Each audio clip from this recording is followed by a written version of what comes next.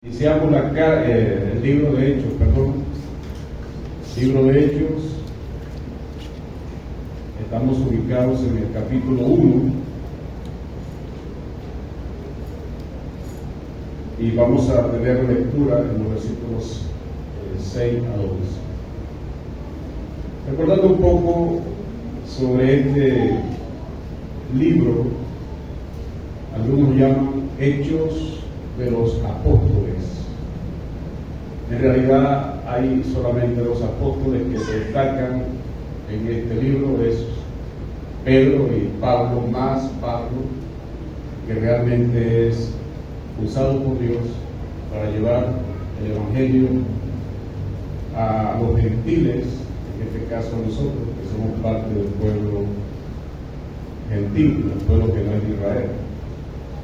Y Pedro, el Evangelio a su país de origen, ¿no? A la nación israelí. Vamos a leer este pasaje. Dice de esta manera, Hechos capítulo 1, 6 al 11. Entonces los que se habían reunido le preguntaron diciendo: Señor, ¿restaurarás el reino a Israel en este tiempo?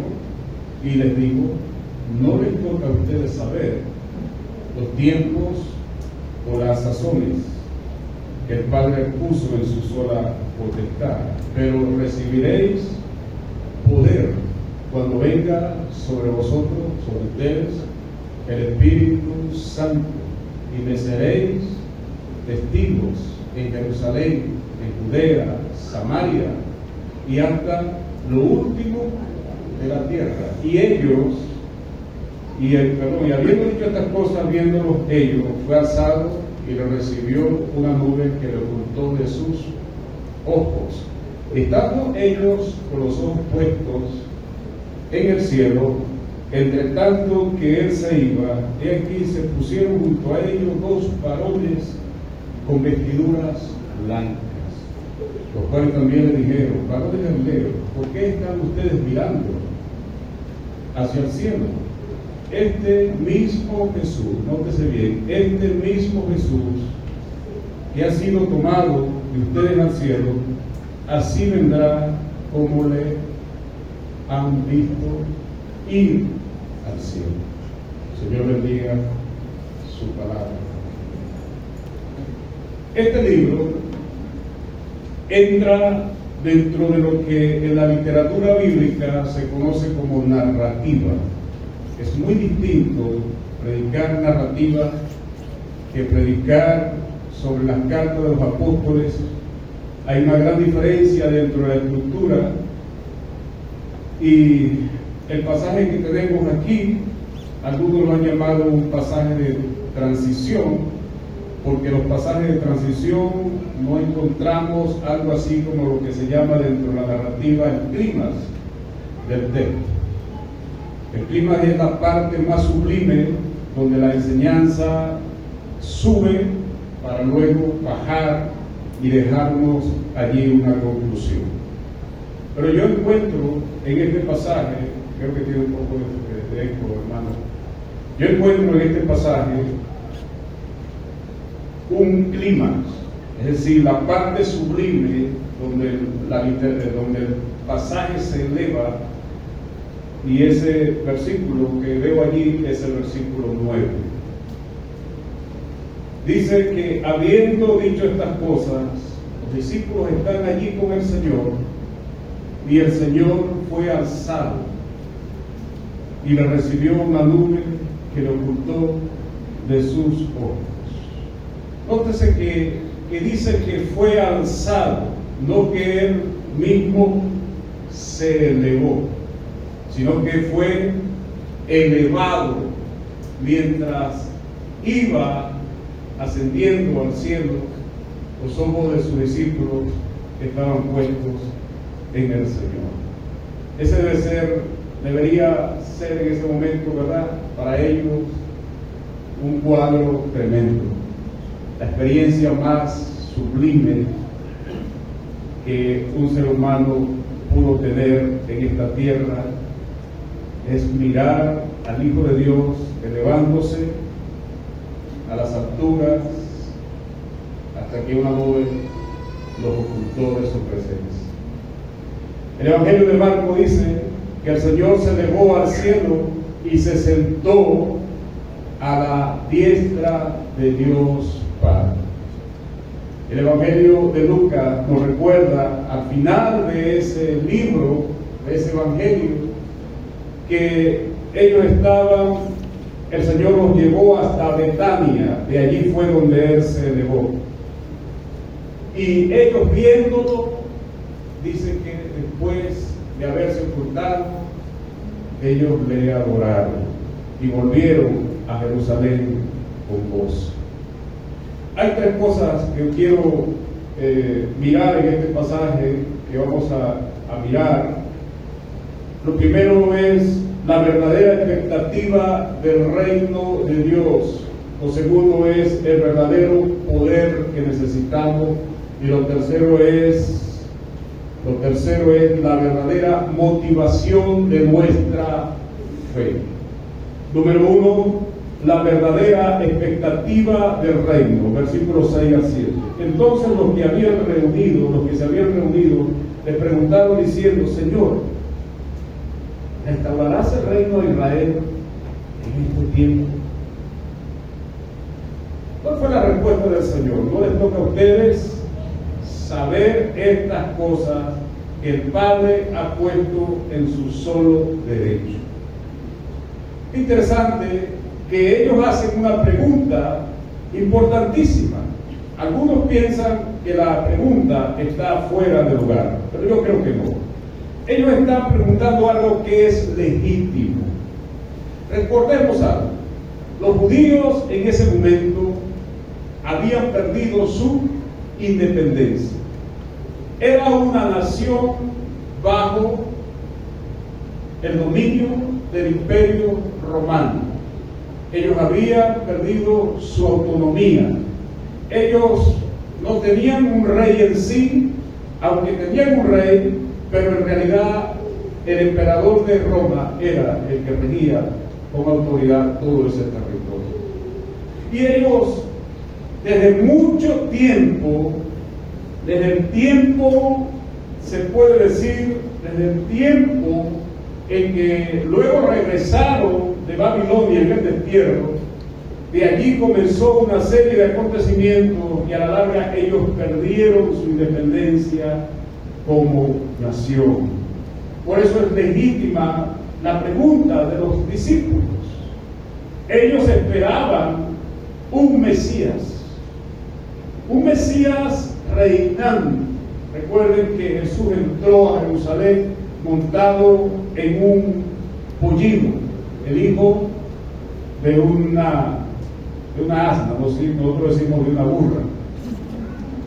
Pero los judíos, ¿qué esperaban? Esperaban un Mesías triunfante en un caballo blanco que entrara y los liberara de la bota del Imperio Romano. ¿Sucedió? No sucedió. Así que los discípulos todavía tenían esta expectativa que el Señor iba a restaurar el reino, el gobierno de su nación. Lo otro que podemos mirar es que en los evangelios y en el libro de todo lo que se escribe del Nuevo Testamento, ninguno, oiga bien, ninguno de los seguidores de Jesús antes de su resurrección creían que Él iba a resucitar.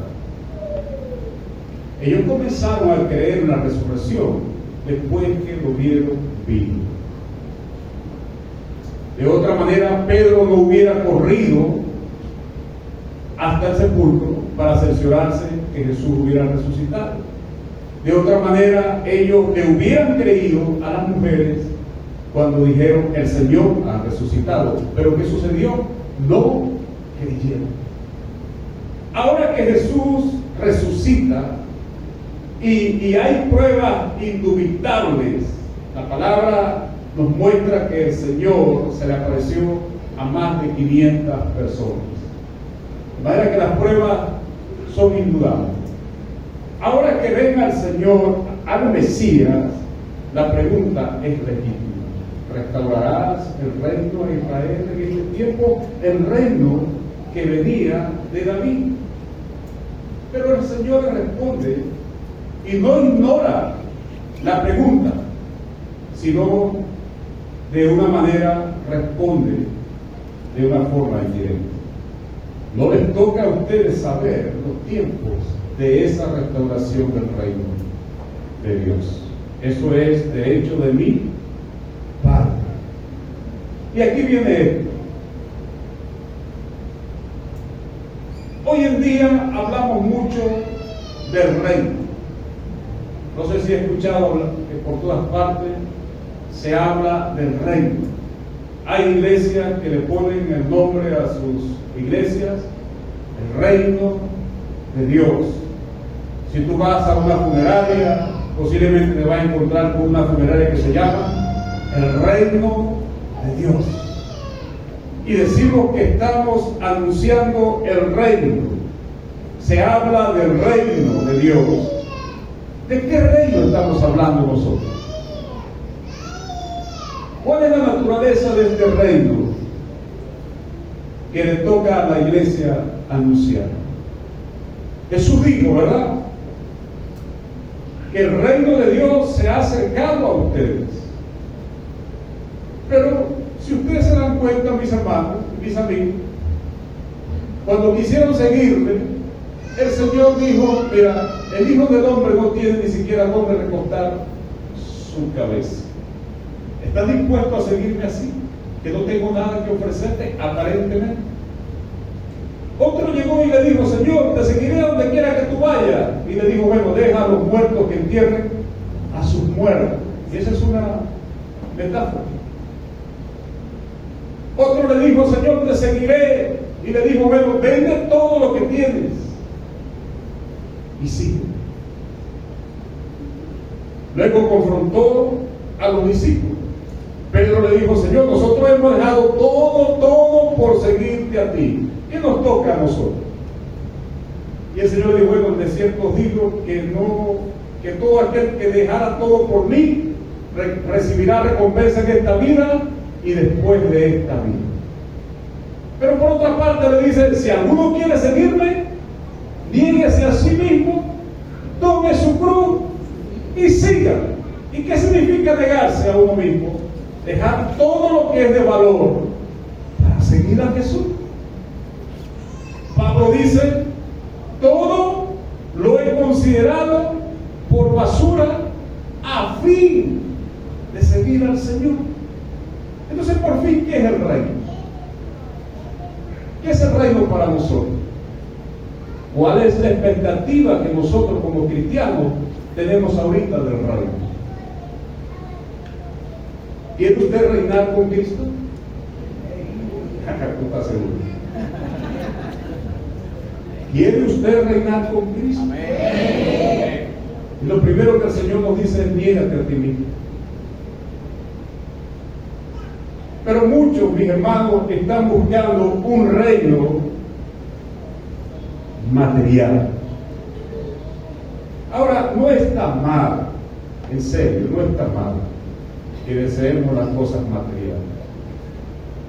La Biblia dice, ¿verdad?, que tenemos que orar por nuestras necesidades.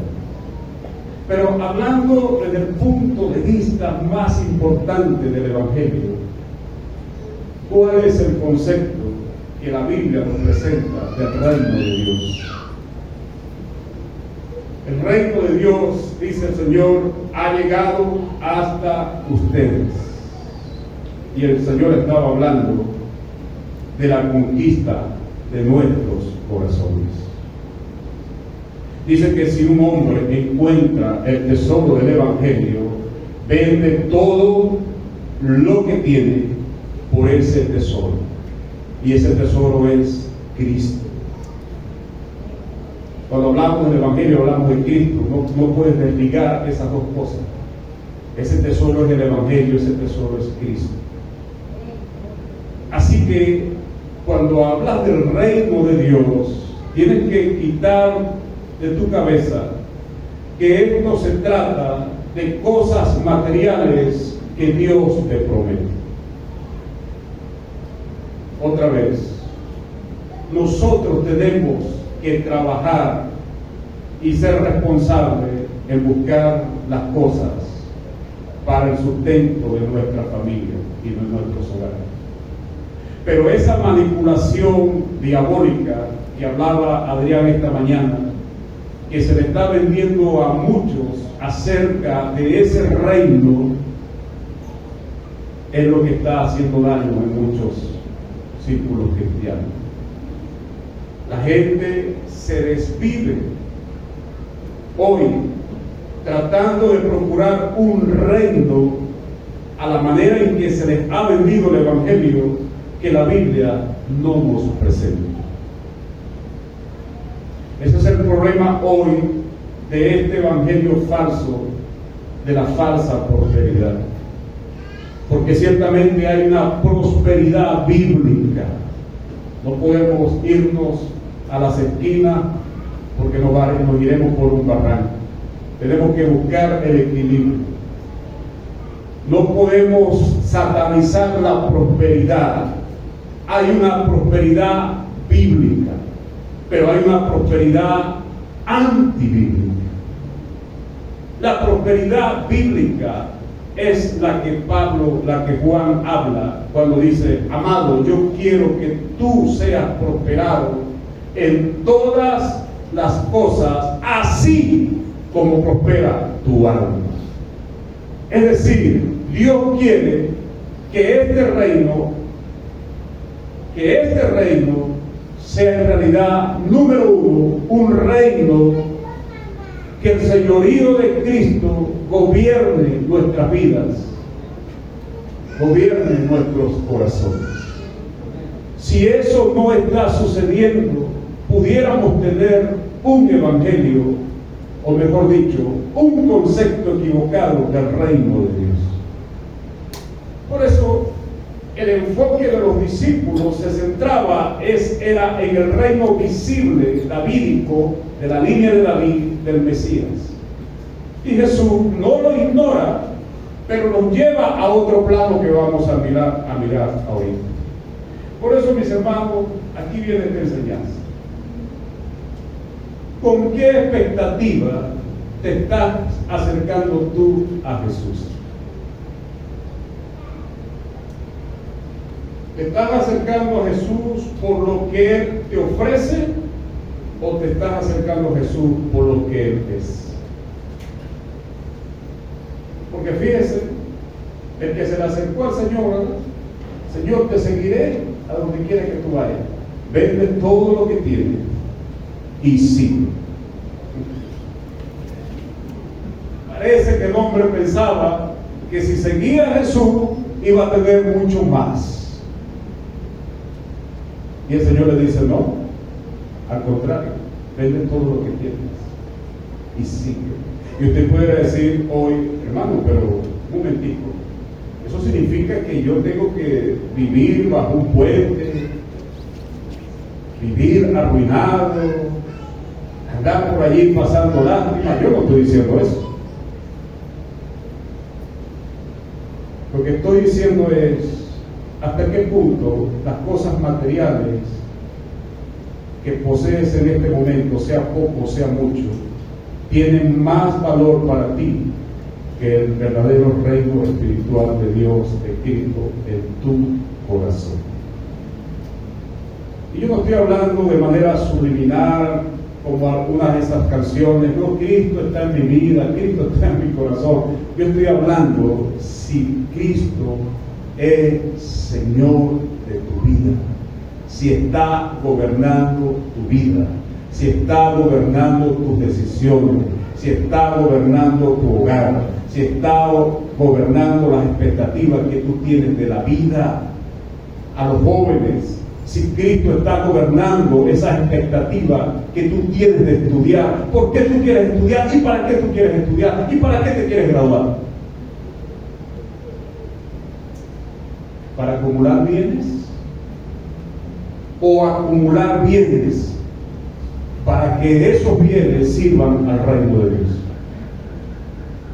¿Ve la diferencia? Un día estaba en el centro misionero con los hermanos misioneros coreanos y llegó nada menos a ese centro que Emmanuel Kim. ¿Sabe quién es Emmanuel Kim? El dueño de la Empire. ¿Sabe? La Empire, ¿no? La moto. Se le preguntó a Emmanuel Kim: ¿por qué usted, hermano, a su edad, todavía está trabajando? Usted, con todo lo que usted tiene, usted pudiera vivir bien, sin problema alguno. ¿Sabe qué dijo Emmanuel Kim? Dijo: todavía trabajo, porque hasta que yo tenga fuerzas, quiero producir para invertir en el reino de Dios. Ese hermano está sosteniendo una academia en Venezuela. No sé cuántos estudiantes hay ahorita en esa academia. Cada uno recibe una beca y cada uno de esos jóvenes está siendo desafiado a alcanzar a Venezuela. Y él dijo así: este país en algún momento saldrá de la crisis en que se encuentra. ¿Y quiénes se ubicarán en los centros estratégicos de influencia en la nación? Los inconversos. Si los cristianos no hacen nada. Y por eso está preparándose. Esa academia está preparando jóvenes para que alcancen a Venezuela. Hermanos, nosotros tenemos que tener una correcta expectativa del reino de Dios. A mí me preocupa esta generación de cristianos y sobre todo los jóvenes que se están levantando en nuestras iglesias, porque ellos quieren vivir bien y no está mal. Quieren tener cosas y no está mal. Quieren graduarse en una carrera universitaria, no está mal. Mis hijos se graduaron aquí. Pero lo que me preocupa es el fin de sus vidas. Quieren vivir bien para seguir viviendo bien. Entonces no hay en sus corazones una correcta expectativa del reino de Dios. Porque se supone que todo lo que Dios te ha dado a ti, de una u otra manera, es para que tú honres al Señor. ¿Sí o no? Y si tú estás alcanzando privilegios y esos privilegios de una u otra manera no están siendo invertidos en la obra de Dios, tú tienes un concepto equivocado del reino. Hay necesidades, muchas necesidades. Ahí tenemos algunos asuntos pendientes. Hay un centro en Anaco que se llama la Casa Hogar. Cuando nosotros, con lo que pudiéramos tener, estamos apoyando eso. Y no solamente eso, sino otras cosas que podemos hacer. Muchas otras cosas.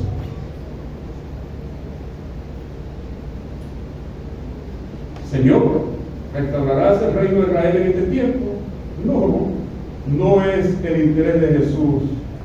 Había algo más. Pero quiero dejarte con esto, que no se te olvide. ¿Cuál es tu expectativa del reino? ¿Por qué te acercas al Señor? ¿Por lo que Él es o por lo que Él te puede dar? Número 2, el verdadero poder. No les toca a ustedes saber los tiempos o las sazones que el Padre puso en su sola potestad, versículo 8, entra ese pero, digan, recibiréis poder cuando haya venido sobre ustedes el Espíritu Santo y me seréis testigos. 3 cosas del pasado. Número 1, recibirán poder. No cualquier poder. Poder del cielo, que no es cualquier cosa. Poder no para tener poder por el poder. Algunas veces oramos: Señor, dame el poder. Quiero tener fuego en mi vida. Quiero ser como Elías, que descienda fuego del cielo. ¿Para qué es el poder que el Señor dijo que íbamos a recibir? Recibiréis poder cuando haya venido el Espíritu Santo. Hermano, nadie puede fabricar el poder del Espíritu Santo. Nadie. A veces se anuncian cosas mágicas, como que alguien fuera el Espíritu Santo de Dios. 3 noches de poder. Tú hablaste con Jesús, hablaste con el Señor, subiste al cielo, te sentaste con Él y el Señor te dijo: sigue, di que son 3 noches de poder. 3 noches de gloria. ¿Quién puede fabricar el poder de Dios? El poder de Dios se manifiesta como Él quiere y a quien Él quiere. Y donde está el Espíritu Santo hay libertad.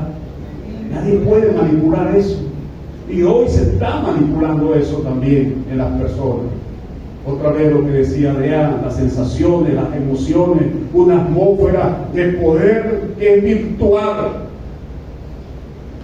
Porque al final no hay ningún poder.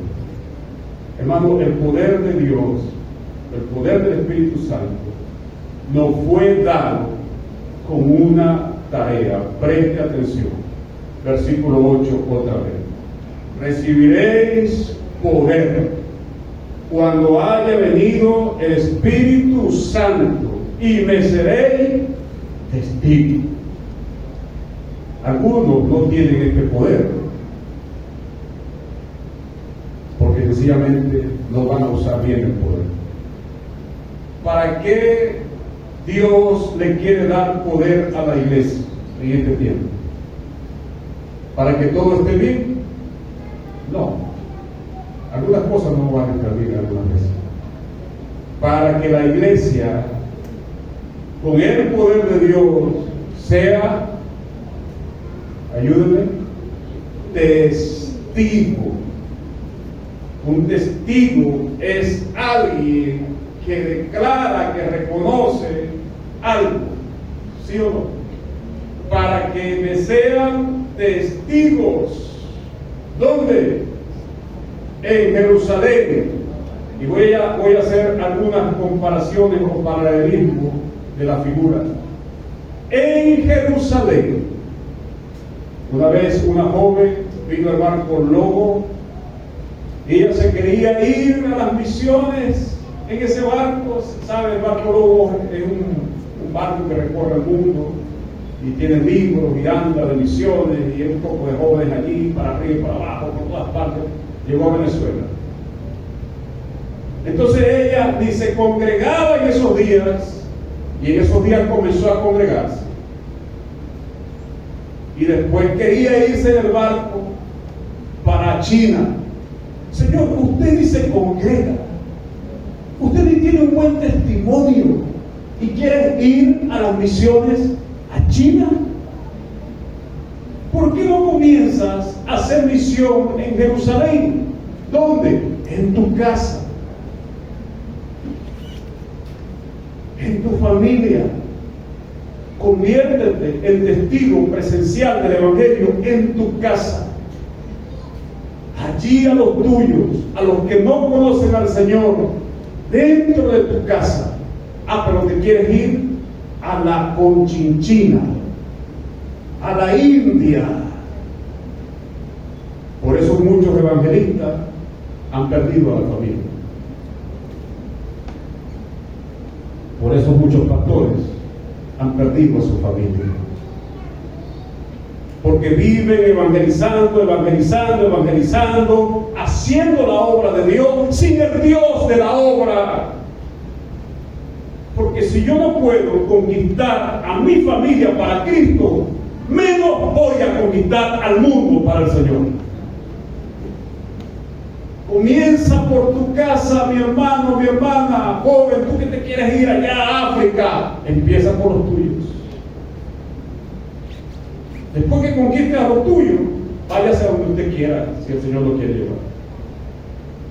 Pero no dejen tuertos en el camino. A su nombre. Después que conquistes Jerusalén, ¿a dónde tienes que irte? En toda Judea. ¿Sabe? Los judíos mataron a Cristo.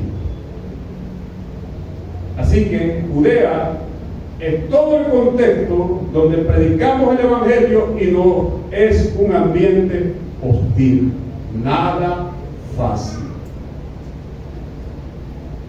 Tu trabajo pudiera ser un ambiente como Judea, porque eres el único cristiano allí. Alguien estos días me estaba diciendo que le preguntó su jefe: ¿en verdad tú eres cristiano desde pequeñito en el hogar? Y el hermano le dijo: sí, desde pequeño yo acepté al Señor. Le dijo: oye, vale, tu vida ha sido muy triste, muy gris. ¿Por qué? Porque no había disfrutado de los placeres del mundo, el hermano, ¿me explico? Y la persona inconversa considera que si usted no disfruta de los placeres del mundo, su vida es muy gris. ¿Es así el Evangelio? Fíjense cómo los discípulos regresaron otra vez a Judea con gozo. Vamos a mirar eso en un momento. Así que, hermano, ese ambiente hostil puede ser tu trabajo, Judea, el sector donde vive, el vecindario, el vecinito insoportable. Ese es Judea.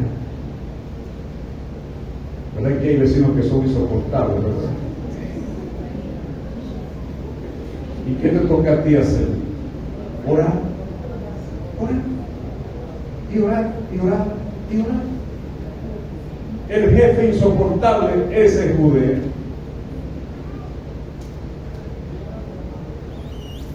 El empleado de la empresa que te tiene los ojos puestos porque es el único evangélico, la única evangélica, esa es Judea.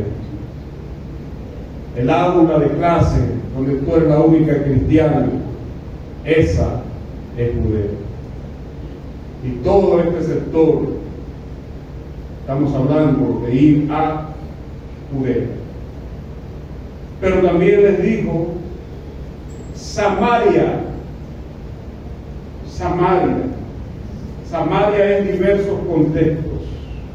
Los samaritanos no eran judíos totalmente, eran una mezcla entre judíos y gentiles. Y a esos también hay que llevarles el Evangelio. Al homosexual, a la lesbiana, al drogadicto, al violento, al borracho y a todos aquellos que están en ese contexto de Samaria, que es un contexto diverso en lo cual el cristiano tiene que vencer barreras. Mi peluquero, que me corta el pelo, es un muchacho a su manera. Ah, no, pero yo soy el pastor, no voy a dejar que alguien me toque la cabeza ungida del Señor para que me corte el pelo. No. Tengo que buscar la manera de llevarte el Evangelio. Esos diversos contextos nos dan una oportunidad de presentar el Evangelio. Tienes que vencer esas barreras, mi hermano. tienen que entender la cultura, esas culturas suburbanas que hoy las iglesias le han cerrado las puertas. Yo entiendo que ese tipo de personas llegue a la iglesia y nosotros tengamos que aceptarlo. Lo que no entiendo es cómo cristianos que no están evangelizando a nadie se quieren comportar como ellos. Eso sí no lo entiendo. Si tú te quieres comportar como ellos para evangelizarlo, está bien. Pero tú te quieres comportar como ellos simplemente a manera de moda, no está bien. Entonces algunos dicen, no, yo me quiero poner un piso por aquí, por el manotico. Yo me quiero poner por aquí, por la oreja, aquí en la nariz. ¿Para qué? ¿Tú vas a evangelizar a esos? Ponte todo lo que quieras. ¿Tienes mi permiso para hacerlo? Ven y tráeme a alguien aquí. Ah, pero te quieres poner un piercing para luego salir en las redes sociales, el selfie. No sirve. No, yo me quiero hacer un tatuaje de aquí a aquí. No, si te vas a hacer ese tatuaje de aquí a aquí, te vas a ir a la playa todas las noches, de los domingos, de los sábados, para alcanzar a eso y traerlos a la iglesia. Y luego tú dices, pastor, yo tengo a 10 de esos que se ponen tatuajes, que ya no quiero de poner tatuajes, que yo estoy predicando y los estoy discipulando. Amén. Ponte todo lo que tú quieras. Ah, no, pero te quieres poner un tatuaje para que vean que tú lo tienes y salir de las redes sociales y no estás alcanzando a nadie. Olvídate. Es mundano, es diabólico, es de la cultura. A su nombre. Una vez un pastor se dejó crecer la melena, se puso una playera, un short y se fue a la playa. Y le dijeron, oye pastor, y si usted va a predicar a la playa, ¿cómo se pone un pastor así como el pastor Renzo y vestido? Y dice, ¿a quién voy a alcanzar en una playa así mismo? A nadie. Pablo dice que nos hacemos de todo un poco a todos, a fin, vea lo que dice Pablo, a fin de alcanzar a uno para Cristo. Ese es el problema hoy. La iglesia quiere meter la cultura en la iglesia solo por meter la cultura. La iglesia es desafiada a entender la cultura, a traspasar la cultura y a evangelizar la cultura. Es otra cosa. A su nombre. Y no me mire así, porque ahí tiene a Jerusalén, Judea, Samaria, y después sí, váyase a la China, hasta lo último de la tierra. Váyase ahora. Y diremos, oye, este hermano está allá en la China, se fue a Argentina, se fue a España, está llevando el evangelio. Amén. Para eso, hermanos, se nos ha dado el poder. Si ese poder está apagado en nosotros, tenemos que despertarlo para la gloria de Dios. Tenemos que ponerlo en práctica para la gloria del Señor. Les confieso que con los años uno tiende a mellarse, ¿verdad? Cuando uno es nuevo creyente, uno quiere, mire, uno anda para arriba y para abajo. Cuando yo era nuevo creyente, yo ayunaba 7 días. Ahora me cuesta ayunar, imagínense, después de 30 años. Y debo ayunar. Ayunaba 7 días. Encontraba otro que era peor que yo, ayunaba 9 días. ¿Para dónde nos vamos? Le decía. Él me decía, vámonos para allá, que allá es donde está el diablo. Y yo, vámonos para allá. Llegábamos a una casa, ¿qué es lo que está pasando aquí? No, que fulano está enfermo, que el otro está endemoniado. Vamos a orar por esa gente. Hermano, en serio, sucedían cosas maravillosas. A mí me llamaban un tiempo más Helsing. Pregúntele a mi esposa. En serio. Salía de la iglesia tenía 2 cultos, uno en la mañana, después de la mañana y otro en la noche. Era imperdonable que uno tuviera el culto en la noche.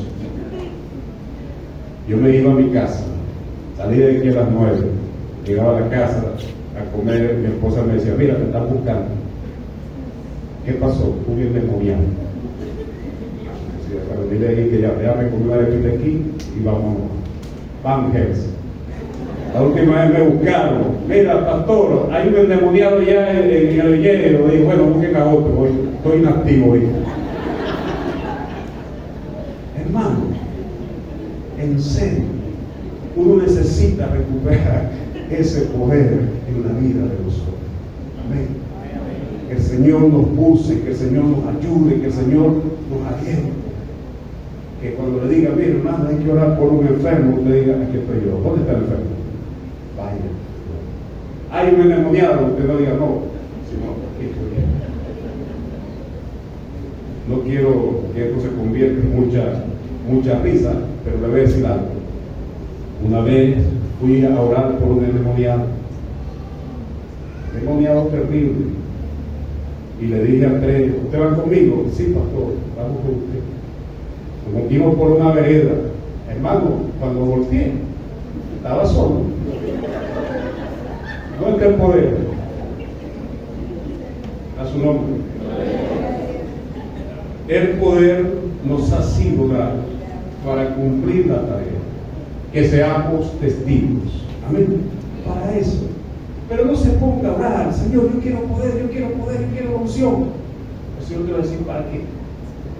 Para estar entretenido. No te va a dar poder así. Ora al Señor que te dé el poder para cumplir la tarea. Amén. Número 3. La verdadera motivación de nuestra fe. Versículos 9 a 12. Este es un cuadro hermoso. Habiendo dicho estas cosas, viendo los hechos, fue alzado, recibió la nube que le ocultó de sus ojos, y estando ellos con los ojos puestos en el cielo, entre tanto que él se iba, y aquí se pusieron junto a ellos los varones con vestiduras blancas, por supuesto, los ángeles, los cuales también le dijeron, varones galileos, ¿por qué ustedes están mirando al cielo? Ese mismo Jesús, que ha sido tomado de ustedes al cielo, así vendrá como le habéis visto ir al cielo. El Evangelio de Lucas nos dice en el capítulo 24 que alzado el Señor al cielo, bendijo a sus discípulos. Los bendijo. Vayan, que yo estoy con ustedes todos los días. Él fue llevado al cielo, los discípulos le adoraron, volvieron a la ciudad con gozo y comenzaron, hermanos, a hablar del Señor por todas partes. Me llama la atención la presencia de estos ángeles aquí, porque en la vida de Jesús siempre estuvo presente los ángeles. La tentación en el desierto, los ángeles vinieron y le sirvieron.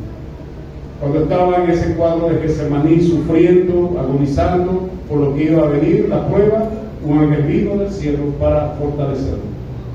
Después en la resurrección, un ángel vino y removió la piedra. Y ahora los ángeles se le aparecen a las mujeres y le dicen, no está aquí, vaya, va delante de ustedes. Y aquí otra vez los ángeles. ¿Por qué los ángeles? Hermano, porque los ángeles, si usted no lo sabía, tienen un ministerio. En serio. El ministerio de guiarlo a usted en la vida cristiana. El ministerio de ayudarte para que cumplas la misión como lo cumplió el Señor. Allí tendrás el respaldo de los ángeles. A sus ángeles mandará cerca de ti que te guarden en todos tus caminos, para que tus pies no tropiecen. Y cuando ellos regresan, comenzó algo interesantísimo. ¿Usted recuerda cuando usted no conocía al Señor? ¿Cómo saludaba usted a la gente?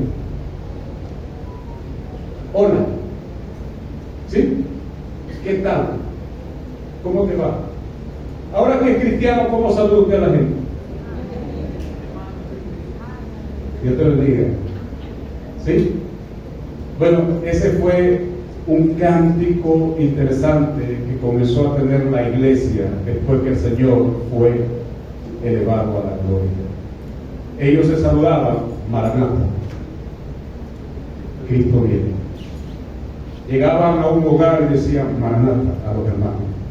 Y Maranata se convirtió en un código para ellos de saludo que les animaba a tener gozo.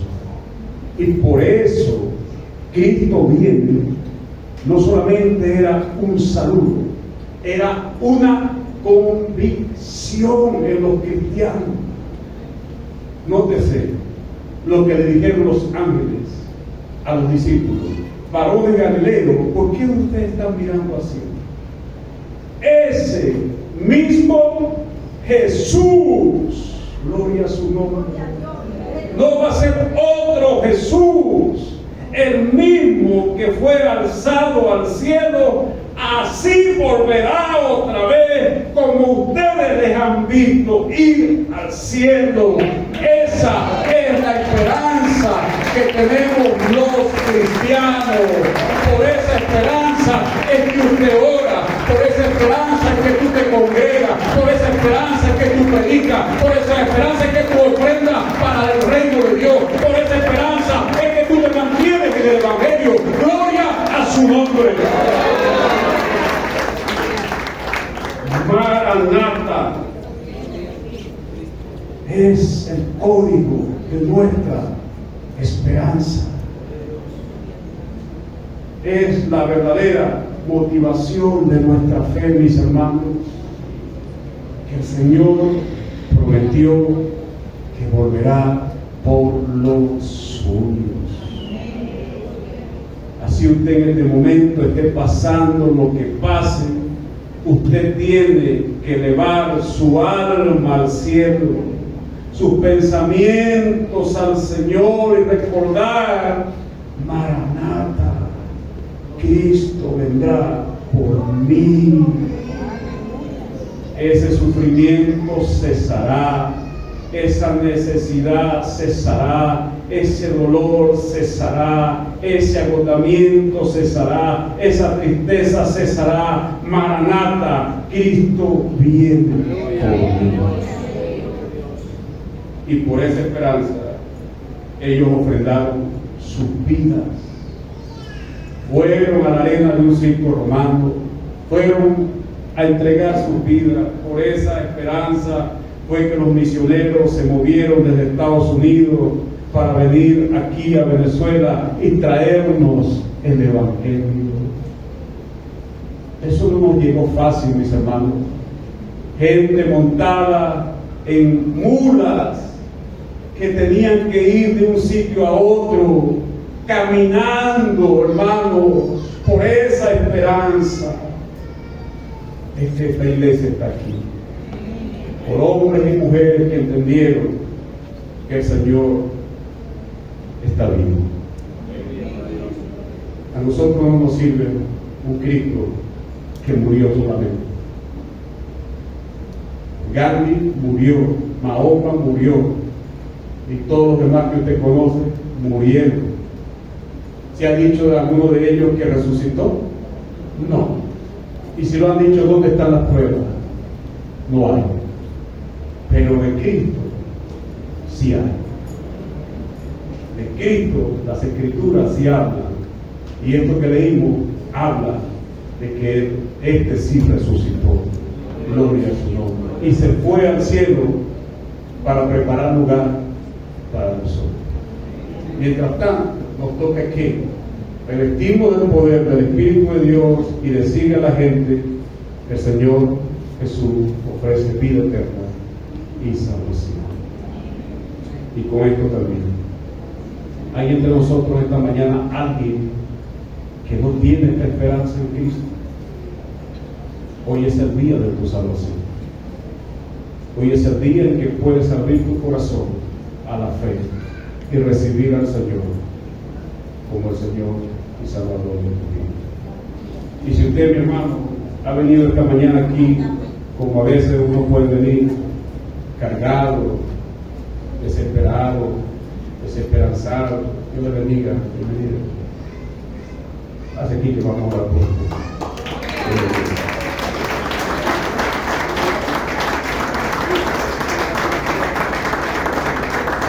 señora Luisa Herrera recibió al Señor, gloria a Dios. Decía que a veces venimos cansados, cargados, pero es que en el pueblo de Dios es donde uno recobra la alegría. Amén. Vamos a orar por la señora Luisa para que reciba al Señor.